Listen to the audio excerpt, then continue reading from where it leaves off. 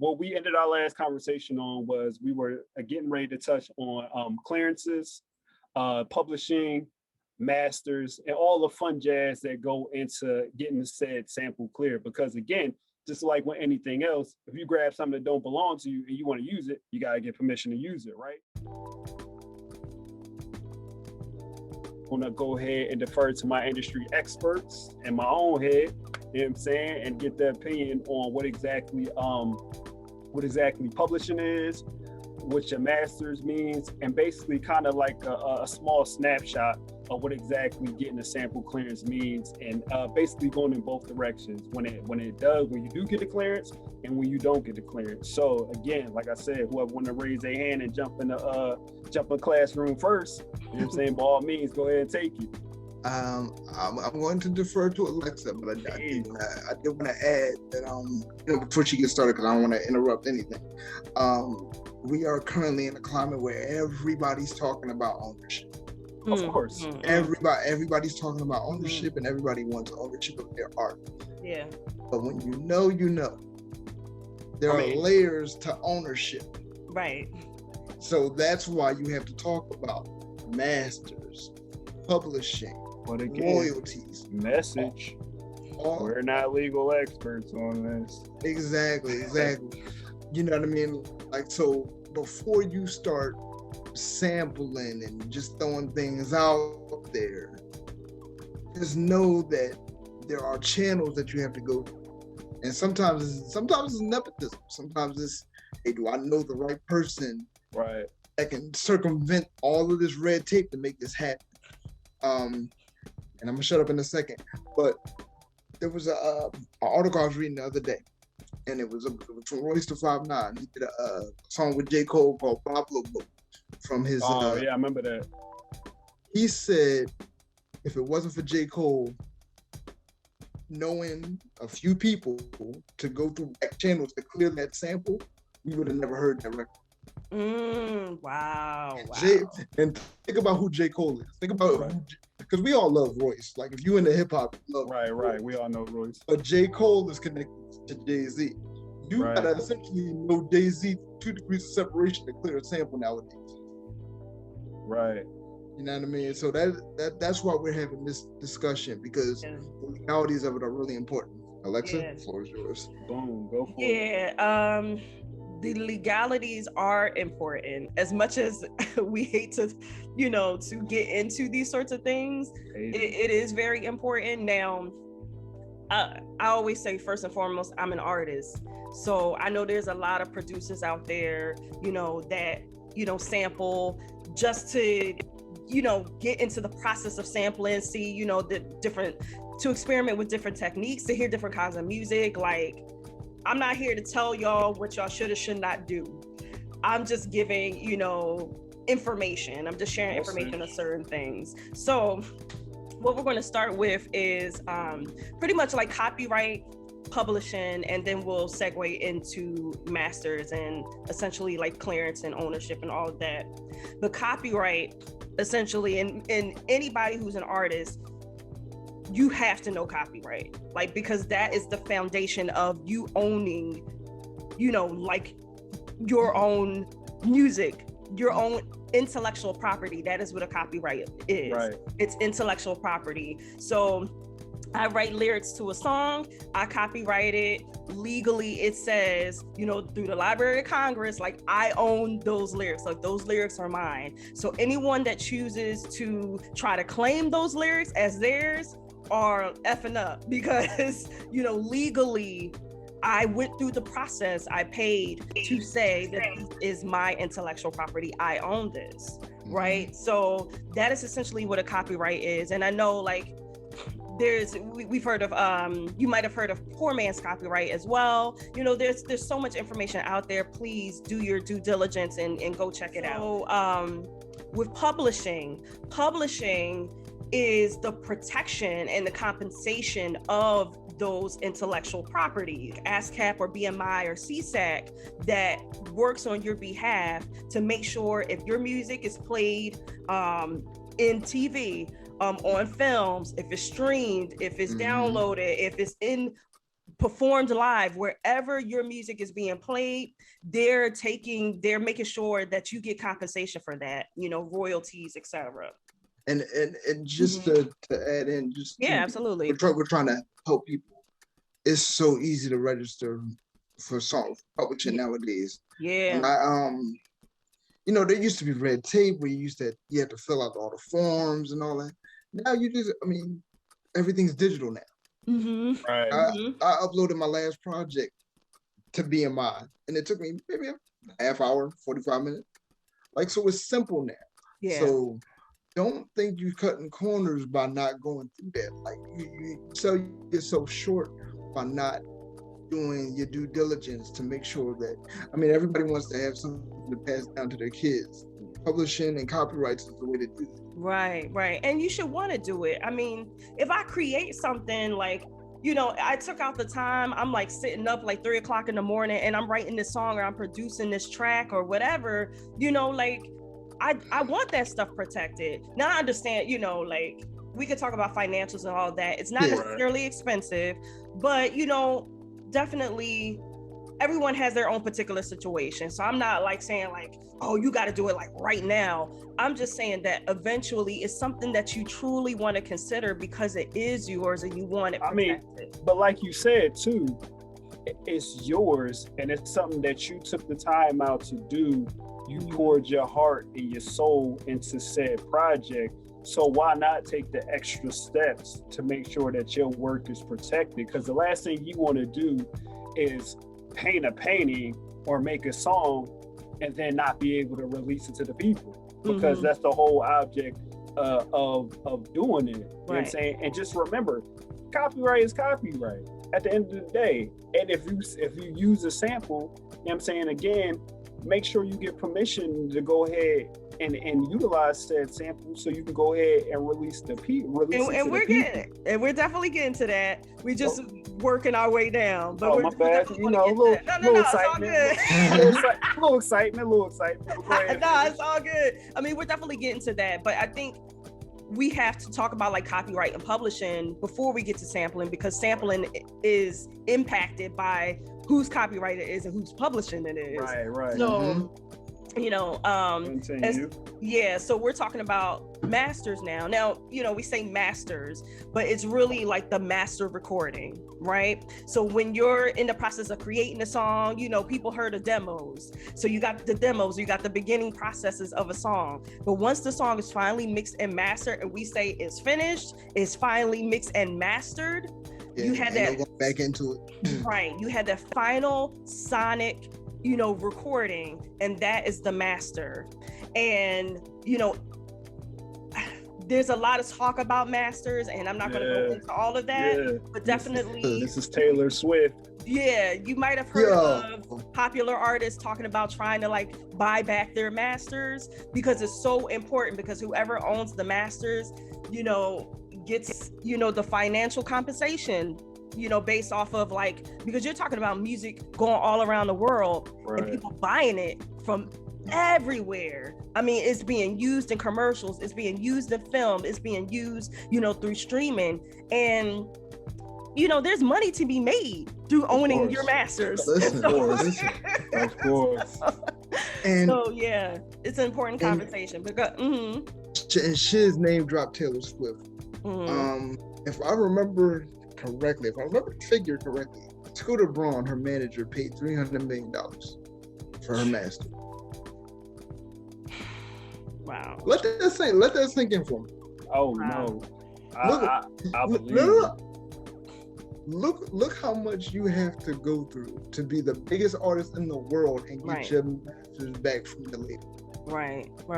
So I bring that up to say, in this day and age, and a lot of artists are doing better with it. If you can negotiate your way into owning at least a piece of your masters before you sign a contract, ooh, yes, that saves you a lot of hassle. Because Kanye West is a billionaire and he still doesn't own his master. We won't sell it to him. Yeah. And we were talking about essentially how a lot of artists come into, because we're also kind of like talking about like the major, right, record industry, maybe not like indie labels where the deals might be or the contracts might be a little bit different, or you owning your own stuff from the beginning because you have your own company. We're mainly at this point, talking about like major label, contracts. And a lot of people come into it young. A lot of people come into these, label deals real young. So obviously they're swayed by like, man, I get my music distributed all around the world. Right. I get to tour. I get like pretty good money. I might get an advance that's like money I ain't never seen before. Like it's so much to it. So, definitely you hear a lot of stories. Taylor Swift is not the only one. You just mentioned Kanye. I believe Prince, went through some legal issues as well. Anita Baker, I believe she's going through some, so He's it's in the like middle of it now. Yeah. Right. So Alexander O'Neal is currently in the process of re-recording all his stuff. Which is terrible, because like, not to say Alexander O'Neal is old, but the feeling from the original recording versus the re-recorded just for ownership purposes is like, Yeah. So question in regards to that, right? And it's an open-ended question, Alexis, not to veer too far away from what you had going on. Yeah, no, go ahead. But again, is that in essence how to circumvent that? Because again, if you can, like you two just stated, if you can own your masters, that does things for you as far as compensation. That's a lifetime of wealth, basically. So is that a way of, again, obviously you will want to get all of that stuff taken care of from the get-go, from the beginning. If you can get all that stuff, like you said, put in your contract to, if at the very least, own a piece. But if, say, like you're dealing with the label or something like that, to where they just refuse to let you get a piece of your masters, is that a way of circumventing that process? Alexis, you want to go first, or you want me to take No, it? go ahead. So it's tricky. It is a way to circumvent. However, you can't recapture the feeling. Right. You can't recapture the feeling. You're right. So now you're asking your fans to support the version that you own, but the version that you own doesn't sound like the one that I like. So it's tricky, and it's one of those things where you don't know how big your record is until it's already big. True. By the time you realize it's big, now it's like, oh, I don't own that. So it's tricky.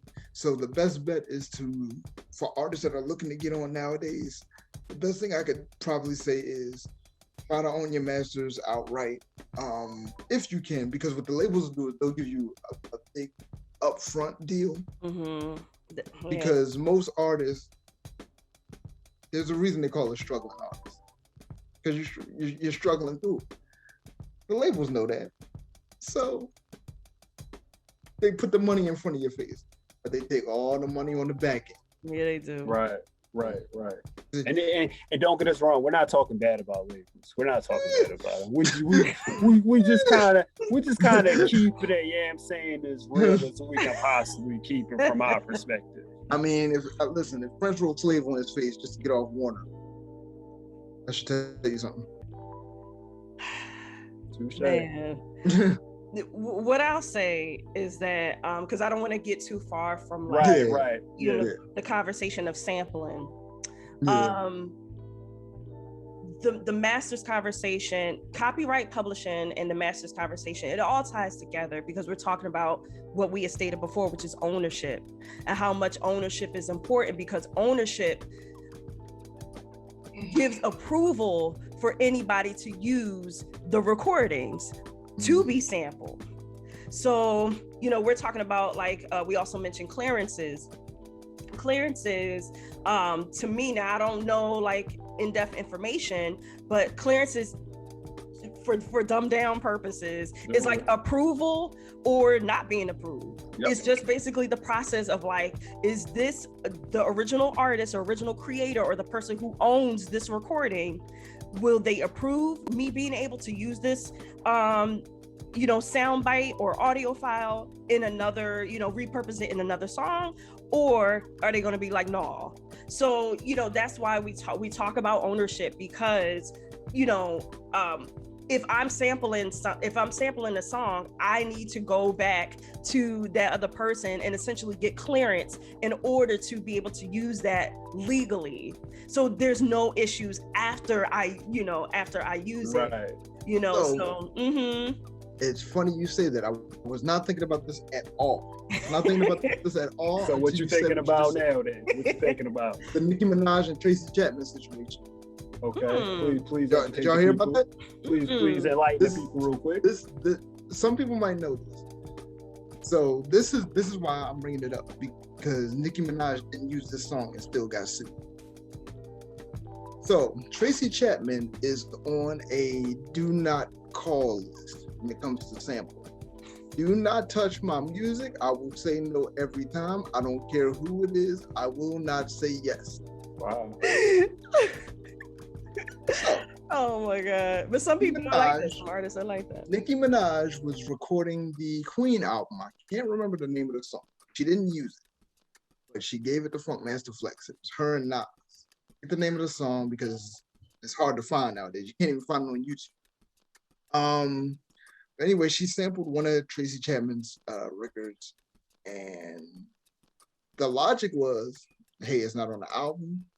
I gave it to a DJ. He decided to play it. I didn't have anything to do with it. Tracy Chapman said, I told you not to stay. I told you to stay away from my music. So I'll see you in court. That situation went on for a year and some change. Oh, wow. I think it just settled recently. And I can't. Nicki didn't win. It wasn't a complete loss. It wasn't a win either. So let me ask you this real quick. Is this all public information? Like, it is. Yeah, it's public information. You can. Okay, so it was a really big deal. Because it would dictate how samples were covered in the future. Because now that dictates whether or not you can use a sample for a mixtape, for a free mixtape. If I can be sued for a record that's essentially being played on the radio and I'm not seeing any money from,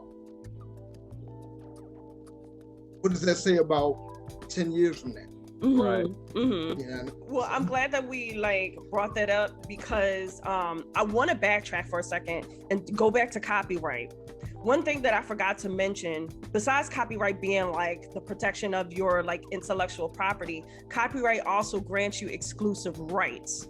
So whatever your intellectual property is, from what the research that I've done, basically you're granted 6 exclusive rights to your intellectual property to use it in particular ways. So I'm not going to go through each one, but it allows you to reproduce the work, or copy the work and distribute it, and distribute copies of the work. And also another thing is to perform the work publicly as well. Right. Perform it publicly. So you have the right to do that, and no one else has the right to do that without your permission. Right. Now obviously we live in the real world, and there's so many. There definitely are gray areas. I'm not going to go into that now, but just to let you know, the reason why copyright is so important is because it does give you rights to use your work in particular ways that no one else can use it without your permission. Right. So, and Kyrie, I'm definitely glad that you stated that, because there are artists who are like, you ain't touching mine. You ain't touching my music. This definitely more than a few artists who are like, no, I don't want my music sampled. I don't want nobody coming near my music. I like it the way that it is. I'm good. Anita Baker's actually one. She's like, she does not want to be sampled. I was wondering why I never heard that. I've always looked at it as kind of like certain records are just untouchable. Like I feel like it's just one of those things. Like there are certain hip hop records that I would just never. It's perfect as is, so why even touch it? Right. So I thought that's. But real quick. So the song that Nicki Minaj and Nas had was called "Sorry." The Tracy Chapman record was "Baby Can I Hold You." Okay. And they settled for, according to USA Today, $450,000, and that was finalized in December. That covers us. Should there be a kickback? Okay, we can get with that. Got you. Okay, yeah. So we're talking about copyright. We're talking about publishing, masters, clearance, and sampling. You know, and all of these things, you know, impact the way that. Oh. Hey. Hey, if you decide you want to sample or use that, make sure you get clearance first. Right. You know? That's a fact. That's a fact.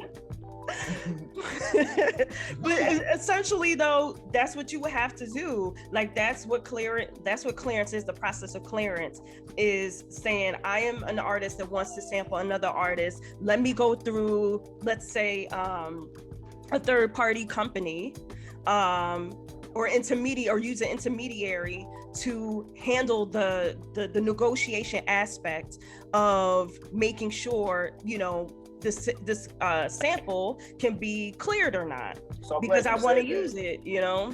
Yeah, I'm glad you said that, because and again, doing our homework on all of this. So what I came to realize, and again, like we said, sampling has been around for as long as we can remember. Mm-hmm. We just didn't know what exactly it was. We put a name to the face, basically.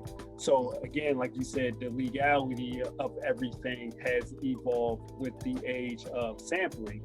And like you said, there are different platforms and companies that now specialize in getting your said samples cleared, basically. So you have for example, TrackLib. I know you two are probably familiar with, and then also a young lady by the name of Deborah Manis Gardner, aka the Sample Clearance Queen, who's to my knowledge has been dealing with this since like the 90s, and now we're in 2021. So I can only imagine the wealth of knowledge that she has, as far as kind of like almost like, I don't want to say, or maybe I will say, the infancy of getting samples cleared to what it is today.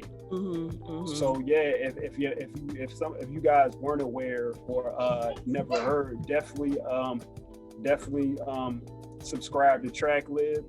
And also, if you can, and I ain't saying you can call her directly or nothing like that, because I'm sure she's a very important individual. Mrs. Manis Gardner, aka the Sample Queen, you know what I'm saying? I'm sure if you research her, or I'm pretty sure she has like an FAQ and all of that to answer a whole lot of questions that people may have in regards to clearance samples. Because one thing, like I said before, one thing you would hate to do is put together a project and then not be able to even release it to the world because you haven't gotten legal permission to do so. Yeah, so, personally, you know, I want to add on to that. Like, as a producer, like, I love TrackLib, you know, and they're not sponsoring this video or anything like that. It's just like a genuine love, you know. Right? Yeah, exactly. For the platform, you know, TrackLib has, I mean, hundreds, maybe, you know, like thousands of catalogs, you know, that you can sift through. Just, it's an online record store in a sense. And basically, you know, you sift through like all of these records from all over the world, you know, from soul to polka, and basically you're able to find, you know, different sounds, and they handle the business end of the clearance. All you do is pay, like, let's say a small fee. A small fee considering what major artists pay. It's a small fee to sample these songs. So let's say if you sample like less than a minute, and I'm just like going off the top, I can't remember exactly, but let's say you sample less than a minute of a song, you pay $50 for that, you know. And if you sample maybe like different parts of the song in a whole, you could pay like $1,000, but that's still a lot less than what Going to court. Yeah. Well, yeah. Well, Yeah. well, yeah, but to Lex's point, it's like when MC Hammer used Super Freak. Mm-hmm, Like, you know what he had to give up yeah. for Can't Touch This? I don't know if it's still true, but the last I checked, Big James owned 100% of that record. Oh. Don't fact check me on that because I might be wrong. If it ain't 100%, it's a big chunk of it. Okay. And Hard Knock Life with the Andy sample, Mm-hmm. he gave up 100% royalties for that. But on the back end, it's clear for any hip hop artist to use it now. That was the negotiation for Jay-Z. Like, you can have 100% of the royalties, but it's clear from now on. Wow. For everybody. How generous. Right. That's wow. So and I found that out through Nipsey Hussle. Nipsey Hussle sampled Annie, Hard Knock Life for the Victory Lap album, and he said that Jay got that cleared for him because of what happened with Hard Knock Life. So clearances and again ownership and all that, like it's also important. Yeah. And then how you negotiate. It's not as expensive as it is now. I'm sorry, it's not as expensive now as it was back in the day. Like, look what you had to give up. It's a little bit more flexible now, but it depends on what record you use. Right. Okay. Yeah. That's definitely an important point because I didn't know that, but to me, you know, based off of that particular negotiation tactic, like he, you know, whoever handled that deal was able to allow that to be cleared for other artists to be sampled, you know, for infinity, you know, and it's like, damn, like that is awesome. Because I mean, think about it. Nipsey Hussle was completely independent,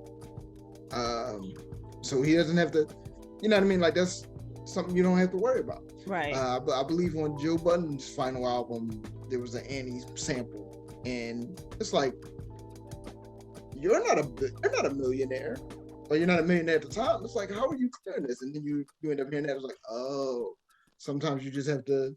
Sometimes it takes somebody just taking one for the team. Like, you know what? I'll bite the bullet to make sure that the culture is good going forward. Man, that's a very generous man. thing. You really doing that for the love. So with all of that being said, right, we did a lot of talking and going about. We touched on publishing, we touched on masters, we touched on copyright, and we got into even the business of clearing and clearances. You want to sample a said record, send out a letter of request, get a written form, or because black and white always speaks volumes. Word of mouth is cool, but black and white speaks volumes. Mm-hmm. If you can get a formal letter of consent saying, yo, it's good, go ahead and use it. Then you go ahead to the negotiation fee of negotiating how much said artist, original creator is going to get compensated. And then you go ahead and get your letter of agreement and get it confirmed and everything. And then boom, there goes your sample clearance. Now, I will say it's probably not as simple as that, but in a perfect world, that's kind of how it will work. So yeah, you go typically, I would suggest working with, you know, just to cut in for a second. Try to work with a professional if you Of course. And I'll say this because we're all music fans, and I didn't understand this as a kid. I understand it a lot more now. Remember when albums used to come out, or you would hear that the album was coming out, and they would never come out, and they would push it back forever. Right. Like, what the heck is going on? The sample clearances. The sample clearances. I forget whose album this was, but it was like, the album's been done for like a year, but the sample clearances, it's just taking too long. So, you know, like, when you're creating art in the moment, have a blast. When you're trying to put it out for public consumption and you're trying to monetize some things, make sure all your ducks is in a row. Right. So again, with all of that being said, this is part 2 of our first conversation from the Beat Connection. I am Shizzy Shizz, the Can Do Kid, and my other distinguished and honored guests are, go ahead, Alexa Gold. My name is Alexa Gold, and on the bottom here, we have Azrael DiCaprio, but we got the homie Kyrie. That's the homie right there. So. Hey man, call me what you want to call me. Just call me. Hey. But one thing before we segue into the next part of the conversation, I had to say this because I saw, funny enough, we're having this conversation today, and I saw this when I woke up this morning and went on Instagram. So from OK Player, because I follow them on IG, it said De La Soul, their catalog is finally hitting streaming services as Time Boy Records has been bought by Reservoir Music. You gotta let me celebrate for a minute. I did not know that. Yes. Shout out to and I was going to send this to y'all this morning, but I was like, you know what? Let me hold off. So let me read like what it says. Essentially, it says the hip hop group's music has remained unavailable on streaming services. Back in 2019, the trio told fans to boycott Tommy Boy as the label attempted to put their music on streaming services. It wouldn't have been profitable to them, essentially. But yeah, now because Tommy Boy is being bought by Reservoir Music, basically all the first 6 albums, which includes 3 Feet High and Rising, is basically, when we put on streaming services now. And it'll also be a benefit to them, monetarily. So like, shout out to Pons the Noose and all them, man. Take a drink. That warms my heart. Yeah, because we decided to have this conversation based off of kind of what we were talking about in the conversation before about what was going on with De La Soul. You can't follow that. End it. Yeah. You can't follow that. Nah, I'm done. End it. I'm going upstairs and going to sleep tonight. The Beat Connection. Follow us on all socials. We'll put the information in the description below. End it.